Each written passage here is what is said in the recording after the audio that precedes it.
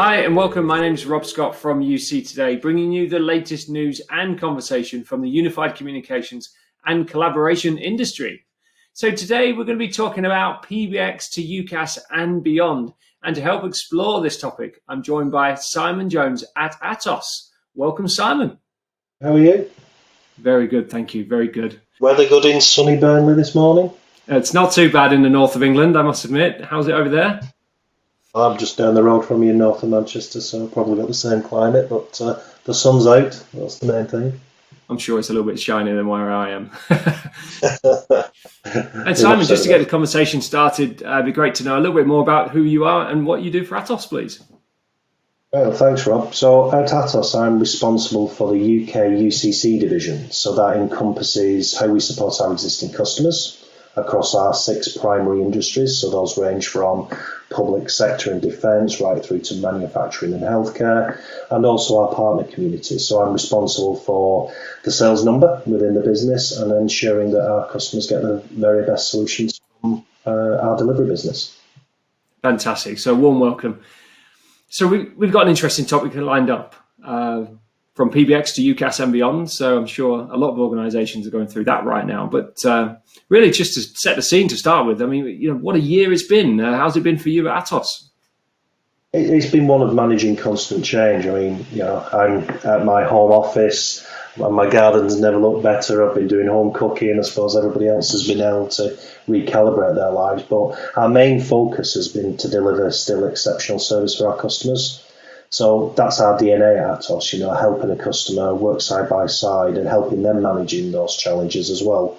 And that can often mean delivery of solutions immediately because there's a business priority that needs to be addressed, or really ensuring the stability in what they have.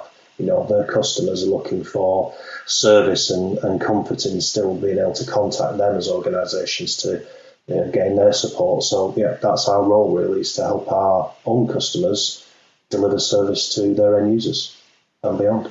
Yeah, I can imagine. Keeping the lights on, I imagine, has been a real challenge for this year. But in terms of challenges, what have been the kind of top 3 challenges out there right now? I mean, I know we're kind of in hopefully the latter stage of the pandemic, but things have slightly changed, that less urgent, potentially. But what are the big challenges out there right now from your perspective?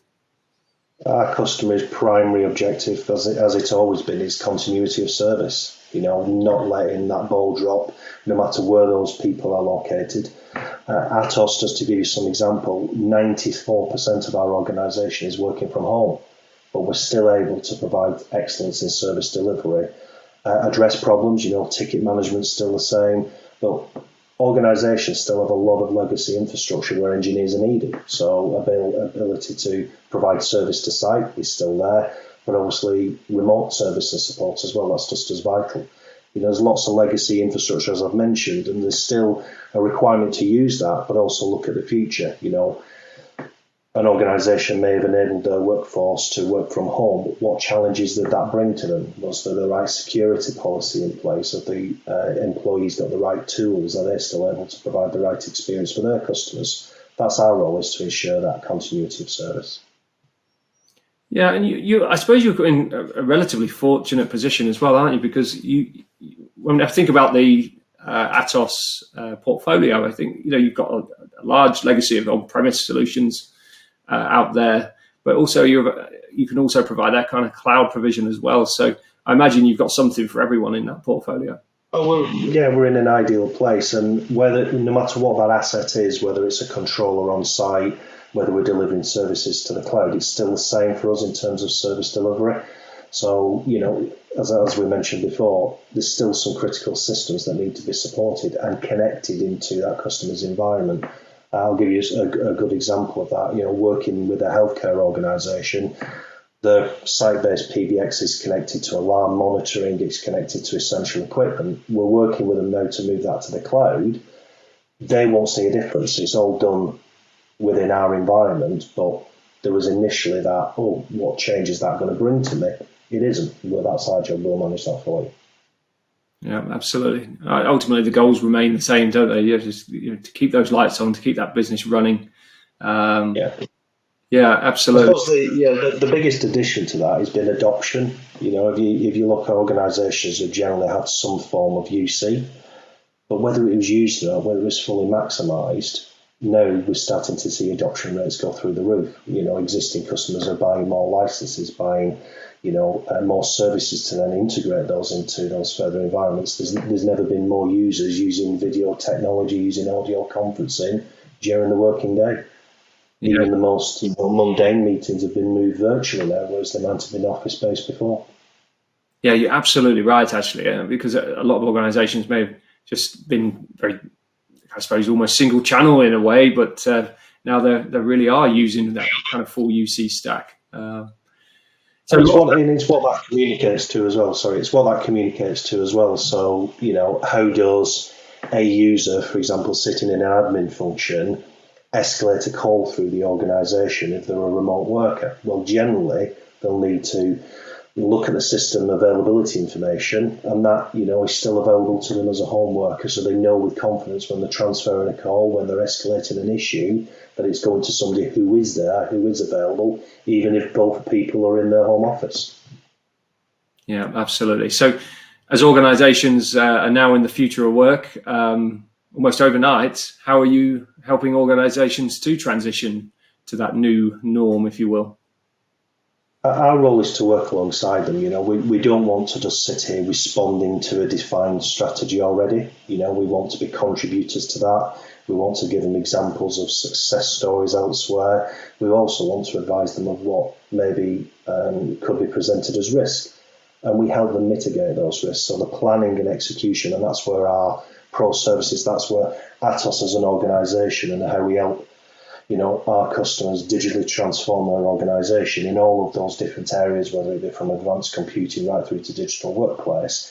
It's to absorb what that organisation is looking to accomplish, not just today, but for the future, for themselves and for the future for their customers and their markets. So it's being part of that journey and writing it with them, and having the confidence to say that isn't the right direction of travel, we'll reverse and go down that direction. That's generally how we would work with our customers, very much in an informed capacity, what works well. Great, and I know Atos has many, many strings to its bow, but I'm really interested to hear about Unify Office. How did that come about, and could you tell us a little bit more about the proposition? Right. I mean, Atos had a responsibility to its existing customers.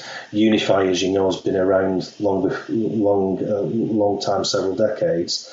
A lot of that infrastructure is still in place. Existing systems on premise, contact centres that perform vital functions for those customers, whether that be in a 3.9 capacity in terms of 999 dialing or providing, advisory lines to healthcare organisations. We had a responsibility to give them a path to the cloud. So our role, our focus over the last 12 to 18 months has been to identify the best solutions in the market, and we did our own research, we did our own assessments of the market, and we brought together the two leading solutions of RingCentral for their UCaaS solution and NICE inContact for their CCaaS solution into a combined offer that we're calling Unify Office. But we've also then joined the gap, and we've enabled our existing users sitting with existing phones and investment to easily migrate to that cloud environment. So existing phones will be retained, legacy infrastructure can be migrated at a pace that's comfortable to the customer. There's no big bang approach. This is a managed transition from one architecture, one infrastructure that has a premise base to it into the cloud in a very seamless fashion and improve functionality as we're doing it. We had a requirement from a customer a few weeks ago, and if I map that to what we would have done 2 years ago, the speed is completely different. We got a contact center user up and running in 15 minutes.